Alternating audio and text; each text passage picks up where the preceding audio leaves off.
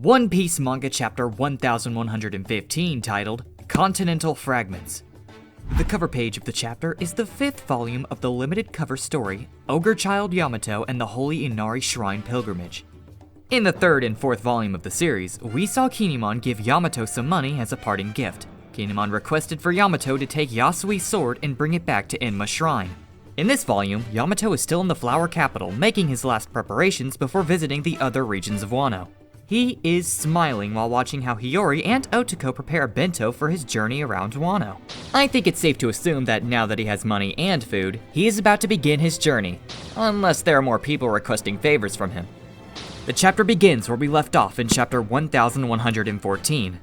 At the end of the last chapter, Vegapunk revealed that Joy Boy is the world's first ever pirate. That declaration brings various reactions and emotions to everyone across the world.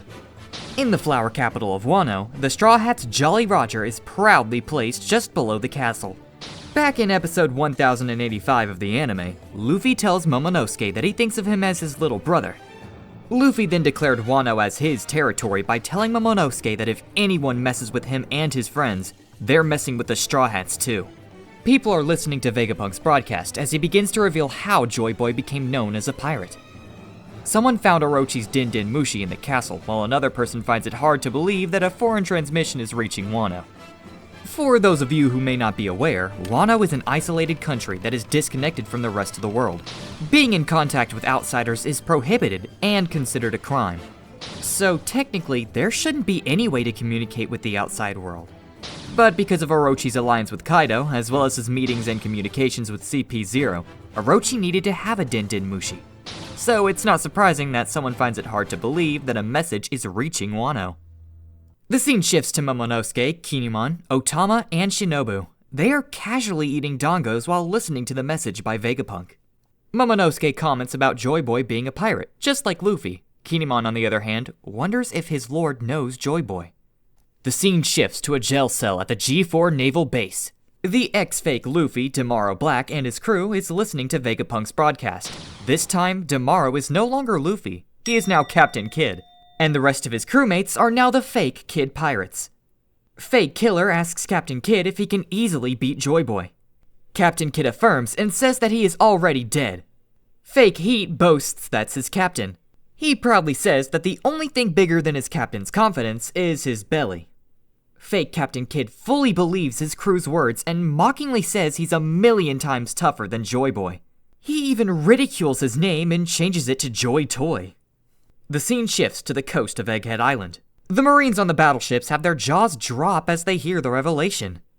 In the video broadcast, Vegapunk tells the world to keep in mind he only has access to a handful of poneglyphs. However, despite the limited number of poneglyphs he had access to, the combined narratives of the poneglyphs document an unbelievable history of a great war in the distant past. Vegapunk says that during the Void Century, Joy Boy faced an enemy, and that enemy is now known as the World Government. The Marines on the battleship are completely stunned. One of the Marines is dumbfounded. He points at himself upon realizing that Vegapunk is referring to them. One of his fellow Marines thinks it's only natural since Joy Boy is a pirate. The scene shifts to the center of Egghead Island. Workuri is enraged as he yells Vegapunk's name while chasing Luffy, Dory, and Broggy. Luffy is still in his Gear 5 form, laughing, while Luffy, Dory, and Broggy are frantically running away. As they are running away from Workuri, Vegapunk reveals that the world government was merely allied powers in the Void Century. It was simply a temporary coalition consisting of 20 separate kingdoms. The scene shifts to the laboratory. Mars is walking through the door.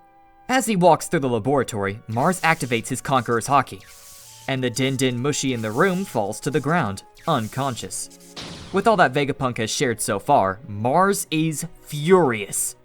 The scene shifts to the video broadcast of Vegapunk. Vegapunk shares that the alliance of the 20 kingdoms was the only feasible way to go toe-to-toe against the formidable faction that Joy Boy belonged to.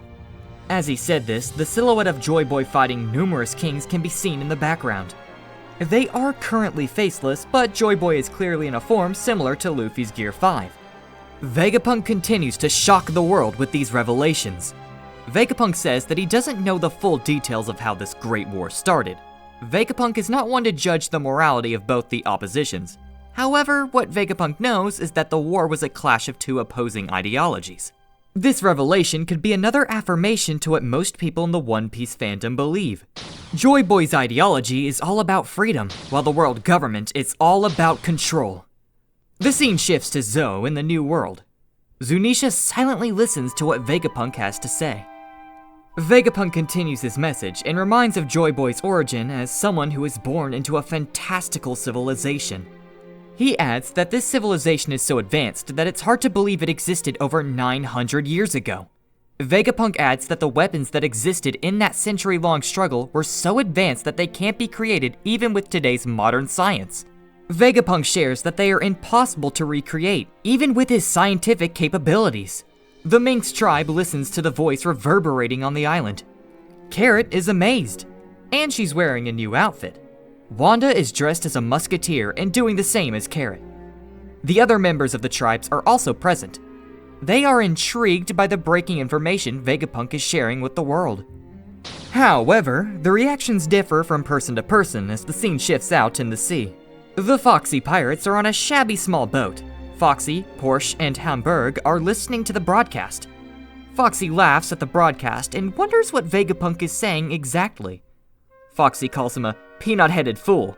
With Foxy's comment, Porsche says that he's making her hungry. Hamburg bursts out into laughter for the same reason and adds that he's big-headed. In the broadcast, Vegapunk states the underlying problem about the ancient weapons from Joy Boy's era. His demeanor turns more serious as he is about to drop another shocking revelation. The scene shifts to the Labo Stratum. The Din Din Mushi begins to ring. Gotcha. Stussy picks up the Din Din Mushi while maintaining the barrier. Stussy is surprised to hear from Edison, while Kaku is wondering what is going on. Edison urges Stussy to lower the barrier and quickly hightail it out from the Labo Stratum. Stussy instantly refuses. She is worried that lowering the barrier will decrease the defenses provided for the Straw Hat crew. The scene briefly shifts to where Edison is. He is still on the ground, unable to move much from the damage he had taken going through the Frontier Dome. As he is trying to catch his breath, he informs Stussy that there's no point in maintaining the barrier anymore. Stussy is puzzled, but Edison explains to her that the monsters, aka the Gorosei, are not affected by the barrier. The scene briefly shifts to Saint Saturn. He activates his Conqueror's Haki, and the Din Din Mushi falls to the ground unconscious. The scene shifts back to Edison, who is still talking to Stussy. Edison believes that with all the help they have been given, the Straw Hat Pirates will accomplish their goal of escaping Egghead Island. Meanwhile, Jinbei and Zoro are rushing through the forest to reunite with the others. Jinbei carries Zoro on his shoulders. That way, Zoro doesn't get lost. Jinbei apologizes to Nami and says that they're almost at the meetup location. Hyoko-jana! Zoro tells Jinbei that there's nothing to apologize for.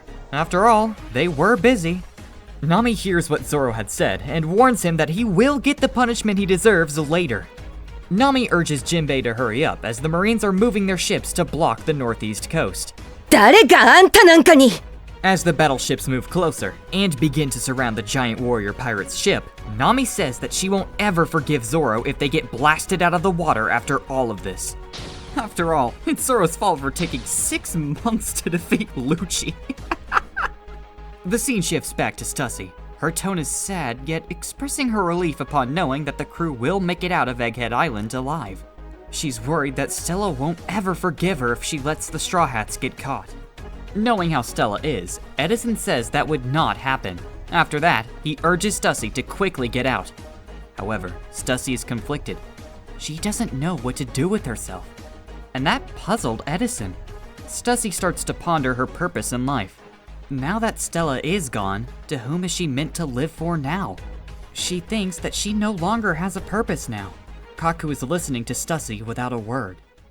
The scene shifts to the northeast coast of Egghead Island. This scene is a continuation of the panels in chapter 1113. For a bit of a recap, Nazjuro attempted to eliminate Bonnie. But Bonnie was saved by Sanji as he fully countered Nazjuro's attack. Shortly after, Nazjuro transformed into his hybrid form and bit Sanji on the leg and snapped his bone. Upon arrival, Kashi grabbed Nazjuro on one side while telling Oimo to hold him down on the other side. And finally, we saw Bonnie using Distorted Future to turn into a giant form and prepare to stomp Nazjuro. Bonnie kicks Nazjuro as Sanji falls on the ground. Nazjuro knocks Oimo away as he tries to break free. As Kashi is holding onto Nazjuro's tail, one of the giants yells to not let Nazjuro use his swords as he can cut anything. The next moment, Nazjuro kicks Kashi away. He wastes no time and immediately proceeds to cut Bonnie in half. Without holding back, Nazjuro swings his blade to eliminate Bonnie. In the next moment, Frankie pulls Bonnie out of the way to avoid the attack. As Bonnie is falling, she transforms back to her normal self. Nazjuro's blade easily cuts off the Elbaf ship's figurehead. It slowly falls off to the ground as Nazjuro maintains his battle stance. Frankie rushes to Bonnie to make sure she is okay. While being out of breath, Bonnie tells Frankie that she is unable to maintain her ability for very long. The scene briefly shifts to Vegapunk as his message continues. He left off by stating the underlying problem about the ancient weapons. And now he resumes the message with another revelation that the Void Century ended with Joy Boy's defeat. As the broadcast goes on, the scene briefly shifts to the Iron Giant and Zunisha. Meanwhile, Nazjuro leaps above the air, annoyed at Vegapunk. He screams in obvious question, wondering how much Vegapunk intends to say. Nazjuro's demeanor turns colder. He clicks his tongue due to the irritation brought by the abundance of life forms in the area. Still, Vegapunk's message continues to echo worldwide. He proceeds to reveal the tremendous consequences the aftermath of Joy Boy's defeat brought. He says that the wake of that ancient conflict scarred the world. Most of all, those scars never healed, despite the amount of time that had passed. At that moment, an epic double spread, Nazjuro cuts the entire cloud under Punk Records in half, freeing all the Seraphim and Cypher Pelagians in the process. Everyone is shocked and has no idea what is going on. The agents scream as they fall to the lower part of Egghead. In the process of falling, everyone hears the continuation of Vegapunk's message. Vegapunk says that traveling between islands is excruciatingly difficult. The seas a person must traverse are vast and perilous. He further adds that most people are content to live and perish at their place of birth, never experiencing any culture other than their own. As the world continues to listen, the majority views the message as obvious since everyone knows that the seas are dangerous. The scene shifts to the Shimotsuki village. While the kids are training, Koshiro listens to the broadcast. He utters no words and silently stares at the video broadcast. Vegapunk reveals that while it's common knowledge to everyone today, it wasn't the case 1,000 years ago. Vegapunk says that a cataclysmic ecological disaster occurred during the last century, and that the ancient world was swallowed by the ocean. Vegapunk adds that they are now living atop the remnants, the continental fragments of the landmasses that once were. In another epic double spread, the ruins of the old city come into sight. Truly, they have been at the bottom of the sea for hundreds of years. The scene shifts to Kamabaka Queendom, where we see the reaction of the Revolutionary Army members. Like others, Ivankov drops his jaw in surprise, except Dragon, who is silent. Sabo is also silent as he realizes the gravity of the situation. The scene shifts to Kokoyashi Village. Ginzo and the villagers think the revelation is insane. Ginzo asks Nojiko where she is going, especially given that the whole world is at stake. Nojiko smiled and asked Ginzo to tell her the whole story later. She is going to check on the Tangerine Orchard.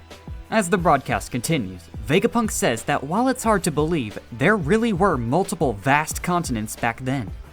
Vegapunk then shares that the change in the world helps explain how a century of history could be censored. Vegapunk adds that a feat like that might seem impossible, but when you consider the undeniable conclusion all the data points to it, it makes complete sense. He further adds that the average sea level has already risen by a staggering 200 meters within a mere century. Vegapunk is dropping consecutive revelations like the Mother Flame. The scene shifts back to Egghead Island. The Marines are in disbelief. They are absolutely shocked and can't believe what they had just heard. One of the Marines says that a warship is only 60 meters tall, and it's no wonder why the old world had disappeared. Another Marine tells everyone to stop listening to the message and focus on the work they have at hand. Now that they have spotted the Seraphim and the Cypher Pelagians falling out of the lab, he urges the rest of the Marines to rescue them. The scene shifts to various parts of the world again, where we continue to see the reactions of the people. In Mocktown, the pirates continue laughing hysterically. One of the pirates says that Vegapunk's tails keep getting taller. Another remarks that the old fart has lost his marbles. In Sakura Kingdom, Dalton and Kuriha listen to Vegapunk's message. Kuriha comments about the world finding ways to make itself interesting. The scene shifts to an island where New Spider's Cafe is located. Miss Golden Week, Miss Merry Christmas, and Miss Valentine blend in the crowd. The townsfolk compare the length to a nearby mountain and fear how many had perished. As the video continues, Vegapunk denies the possibility of natural disasters being the cause of the floods. Instead, it's a man-made calamity. In the World Economy newspaper's headquarters, Morgan refuses to believe what he had just heard. Vivi covers his mouth and continues to listen to the broadcast. Vegapunk backs up his conclusion that the catastrophe was not caused by any natural means.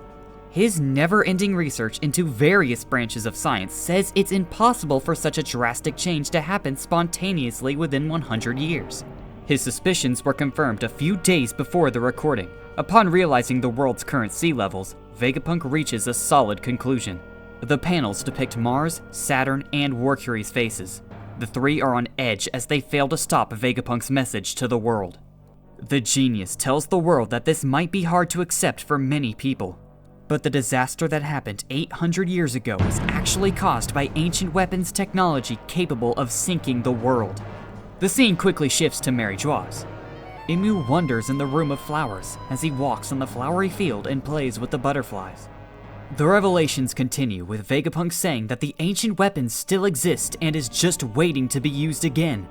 In other words, the Great War that ravaged the world during the Void Century is still ongoing. The camera closes up on Emu's face.